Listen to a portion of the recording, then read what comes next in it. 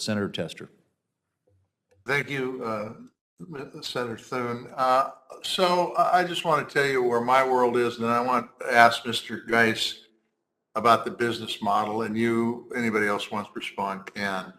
Some would say I'm in my farm, I'm on the other side of the digital divide. My cell phone works, but it depends on what direction you're standing, it depends on how you hold your mouth, and drop calls happen with regularity.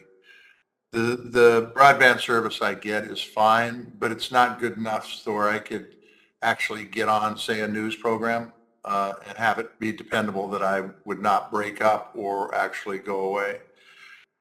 I spend a fair amount of money on those services, even by my standards, because I make a decent wage here as a United States Senator. It still costs a noticeable amount for those.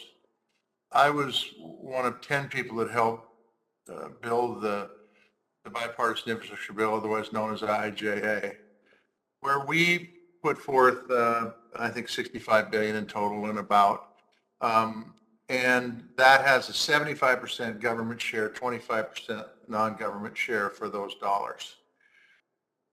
These are taxpayer dollars. It's significant dollars. It's for a good reason, because I think, broadband in 2023 is like electricity in the 40s. If you don't have it, you're seriously set back. But can you tell me why we have the kind of costs we do for broadband service and cellular service, which I have been told are very much connected, when in fact the federal government is paying this kind of money out and the localities are not? And I would direct it to Mr. Geis, but anybody else can respond to that. But I'd ask you to be very pointed and get it done quick, because I got some other things I want to talk about. You bet. And Senator, thank you so much for your work on the IIJA. As you identified, on a bipartisan basis, this was a huge success, and it is an historic commitment by this country to ensure that this essential service of our time is available to all Americans. Regarding price, it's a complicated question. We know that these markets are not super competitive, and in rural areas there might be reasons for that. In urban areas, those are challenges that we should, as a country, just face up to and start trying to address. We've allowed a little bit too much consolidation, and that ultimately harms consumers. And so if we have a more competitive market, we can then facilitate price competition, which should be a goal for all of us, because consumers at the end of the day deserve that from us. I hope that answers your question, Senator. Well, it kind of does. Would anybody else like to respond to that? And Senator, this is Angie Kronenberg, and I would like to respond to that. Thank you for your support of the Infrastructure Act. I know that was a lot of hard work by many.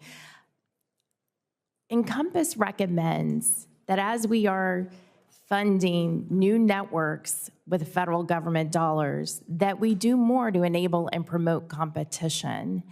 One recommendation that we have had, and NTIA is encouraging this, that when there are other providers who show up and want to get access to the network that's being built by government funds, that the provider who won the funding cannot turn them away.